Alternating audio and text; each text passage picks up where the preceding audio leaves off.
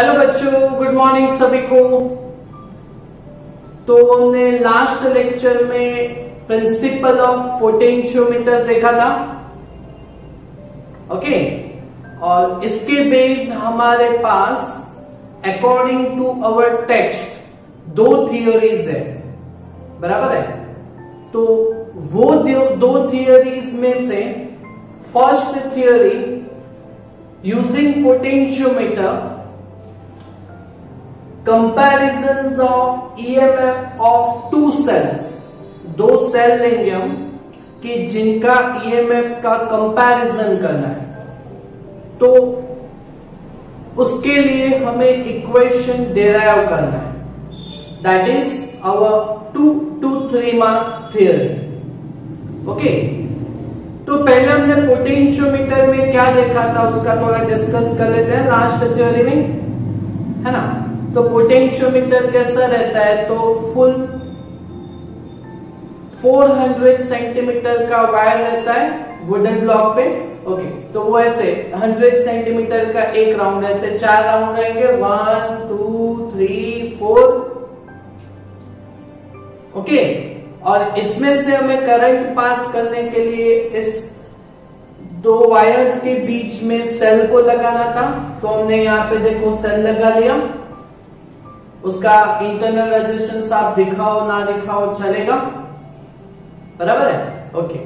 दूसरा, इस बैटरी को ऑन ऑफ करने के लिए की चाहिए होगी, तो एक सिंपल की रख दी हमने के।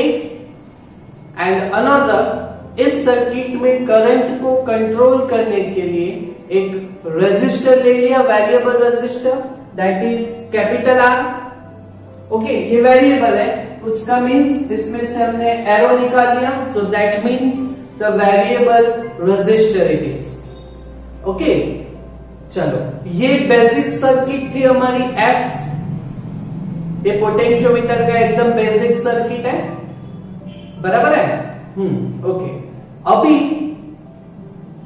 हमने प्रिंसिपल ऑफ पोटेंशियोमीटर में क्या समझा था कि अगर हमें गैल्वेनोमीटर का जीरो डिफ्लेक्शन यूजिंग जॉकी की, ओके, गैल्वेनोमीटर के zero deflection that is null point, अगर हमें यहां पे इन वायर पे पॉइंट ए से अगर यहां पे कैपिटल एन पॉइंट, यहां पे कैपिटल एन पॉइंट मतलब स्मॉल एल डिस्टेंस पे अगर हमें यहाँ पे बैलेंस पॉइंट मिले, नल पॉइंट मिले, इट मींस यहाँ पे अगर इस पॉइंट पे galvanometer shows you a zero deflection, no deflection, है ना।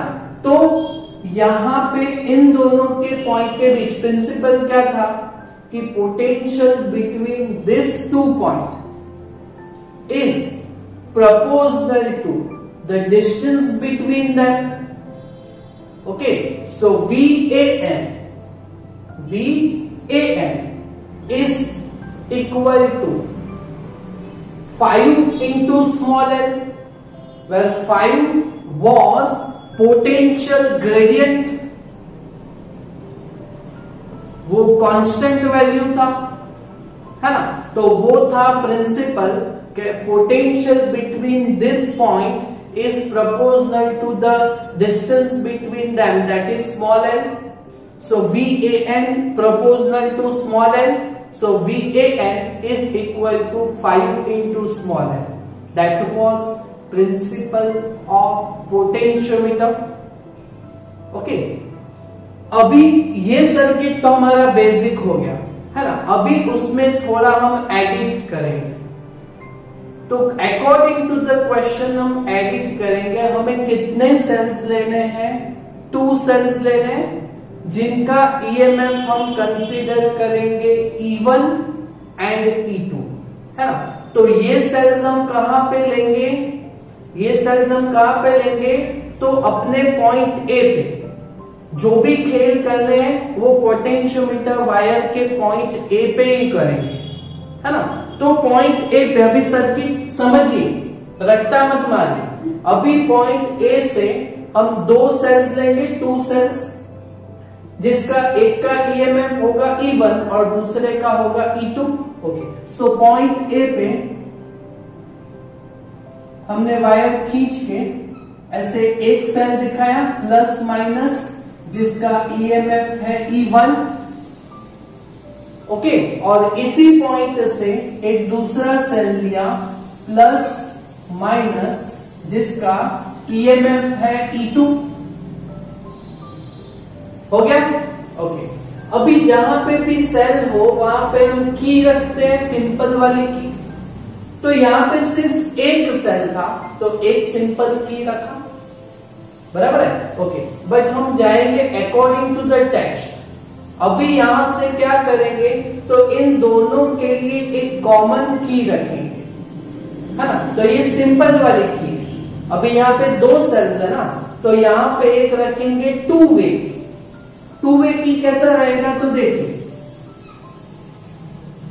एक ऐसा स्क्वायर जैसा बना दीजिए, एक पॉइंट यहां पे दीजिए, एक पॉइंट यहां पे दीजिए और एक ये कॉमन टर्मिनल रख दीजिए, है ना? इसको बोल दो 1, इसको बोल दो 2 और इस पॉइंट को बोल दो 3। Okay, so 1 and 2 is connected with the negative terminals of two cells।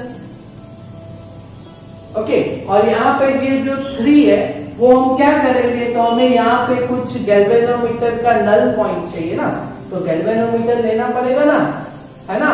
तो हम क्या करेंगे, यहाँ से पॉइंट 3 से एक गैल्वेनोमीटर के पॉजिटिव टर्मिनल पे ले लेंगे।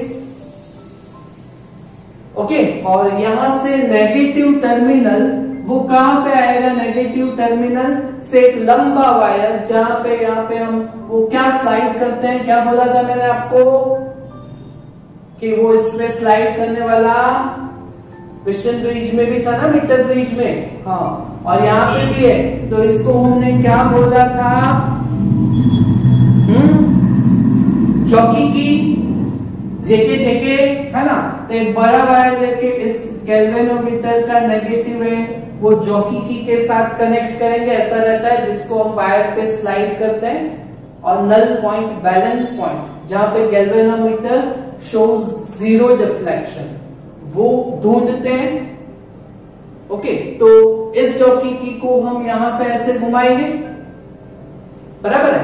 ओके, तो हमें क्या करना है, दो सेल्स के रीडिंग लेने हैं। दो सेल्स के रीडिंग लेने हैं, तो यहां से हमारे पास दो केस आ जाएंगे, एकदम सिंपल है, बराबर? तो ये सर्किट हो गया अपना कंप्लीट। ओके, तो using this circuit of potentiometer we can find the comparisons of EMFs of two cells using this potentiometer circuit. ये एनीथिंग समझ में आ गया पूरा ऊपर वाला? पक्का, रट्टा मत मारिएगा, समझिएगा, है ना? ओके, तो अभी केस 1, पहले किस सेल का रीडिंग लेंगे हम, ईएमएफ E1 वाली सेल का रीडिंग लेंगे हम, बराबर है? ओके, तो E1 वाला सेल का रीडिंग लेंगे तो हमारा ये टू वे की जो है भाई बीच में, है ना? तो उसमें से कौन से दो टर्मिनल्स को कनेक्ट करेंगे, तो E1 से गैल्वेनोमीटर वाला ना, हाँ, तो 1 and 3 इज कनेक्टेड। अगर 1 and 3 कनेक्टेड हो जाएगा तो that will be the reading for sale of EMF E1। Getting it और नॉट?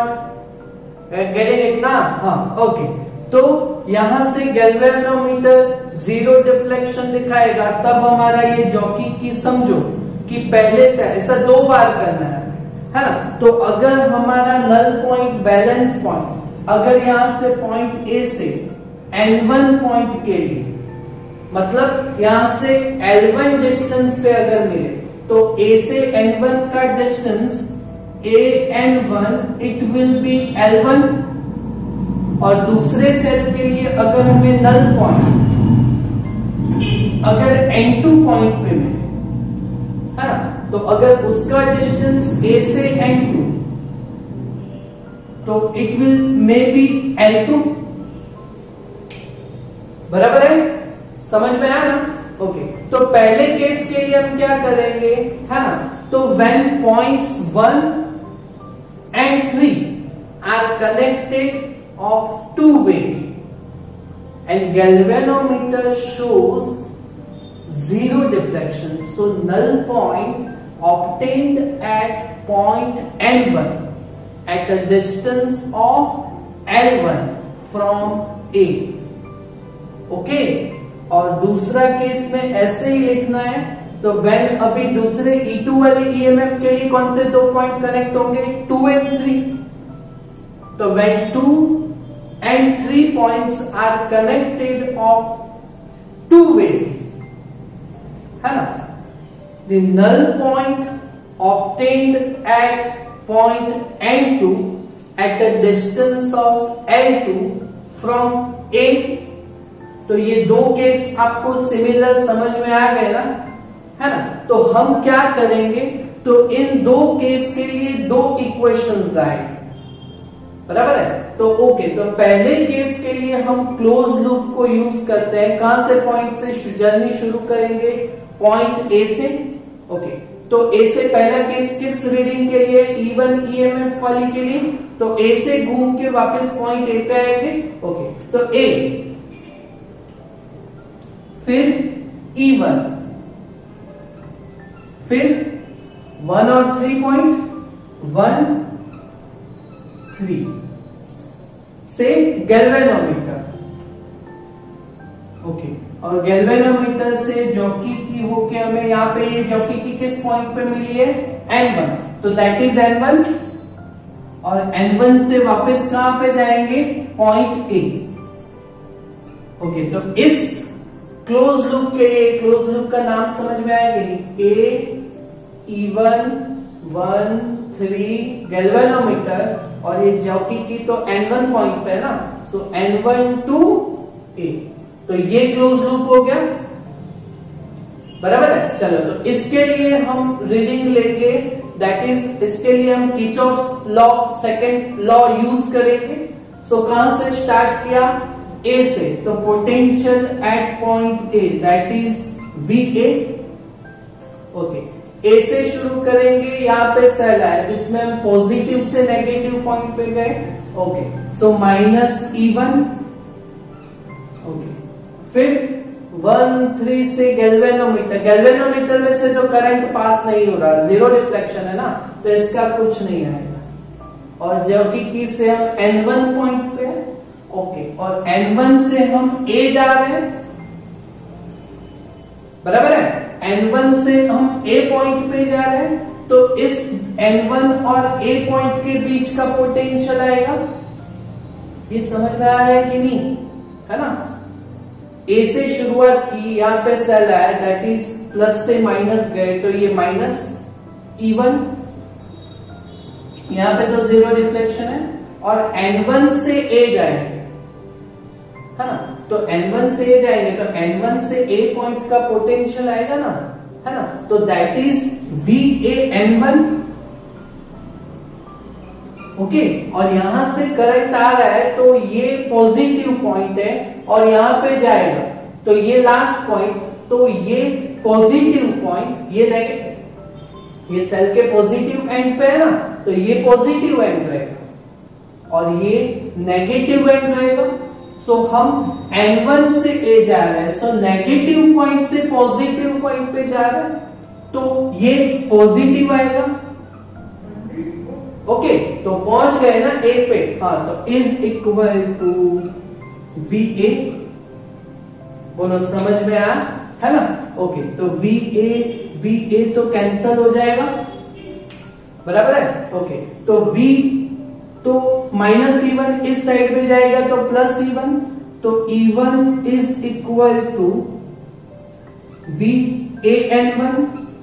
ओके, तो E1 इज इक्वल टू, अच्छा, अभी पोटेंशियोमीटर में हमने प्रिंसिपल क्या देखा था?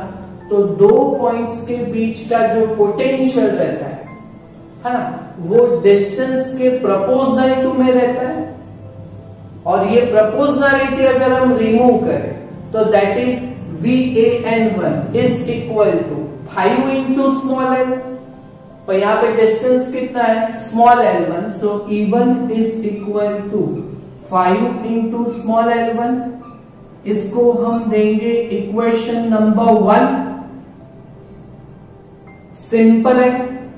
ओके, अभी केस 2 में तो सिमिलरली ऐसे ही करेंगे, है ना। तो केस 2 में क्या किया है हमने, 2 and 3 connected, null point is obtained at n2 at a distance of small l2 from point A। तो इसके लिए अगर हमें क्लोज लूप का नाम देना हो तो इसके जैसे ही देंगे। ओके, तो उसका नाम क्या देंगे, A, फिर E2 2 3 A E2 2 3, चलो फिर गैल्वेनोमीटर, फिर ये जॉकी की N2 पॉइंट पे आएगा ना। ओके, तो G N2 और वापस जाएंगे पॉइंट A पे। ओके, तो इसी के जैसे सेम इक्वेशन हमें क्या मिलेगा, ये E2 E1 की जगह पे E2 आएगा ना, और A N1 की जगह पे A N2 आएगा, है ना। तो यहाँ पे हमें इक्वेशन क्या मिलेगा, तो E1 is equal to V A N2। अभी ये स्टेप नहीं, ये डायरेक्ट कर लिया। ओके, तो E2 is equal to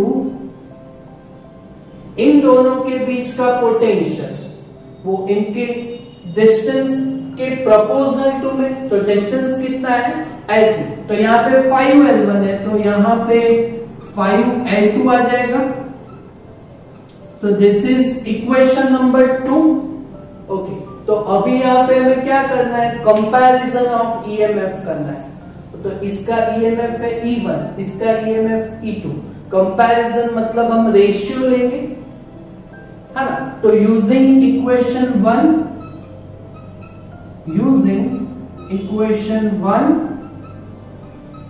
and 2, इन दोनों का अगर रेशियो लेंगे तो आपको क्या मिलेगा, तो E1 by E2 this divided by this is equal to 5L1 by 5L2। 5 तो कैंसिल हो जाएगा, तो it will have L1 by L2।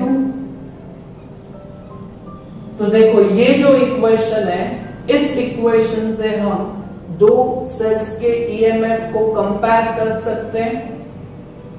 बोलो समझ में आया, है ना। So this is the equation for comparisons of EMFs of two cells using potentiometer। बोलो एकदम आराम से समझ में आया आपको, बराबर है। ओके, तो इसके बेस हम सॉल्व करेंगे एक्सरसाइज नंबर 12। ओके, तो एक्सरसाइज नंबर 12 दिख रहा है ना। ओके, एमसीक्यू या 2 मार्क्स के न्यूमेरिकल के लिए आपको ये काम आ सकता है, बराबर है। ओके, तो देखिए in potentiometer circuit a cell of EMF 1.25 volt. Okay, तो ईएमएफ आपको दिया गया हुआ है E is equal to 1.25 volt. Okay, gives balance point that is null point at 35 centimetre. So that is null point distance small l is equal to 35 centimeter. Okay. अभी this cell replaced by another cell जिसका balance point shifted at how much centimetre, 63 centimetre. तो ये जो small l था वो L1, तो ये L2, it will be 63 centimetre.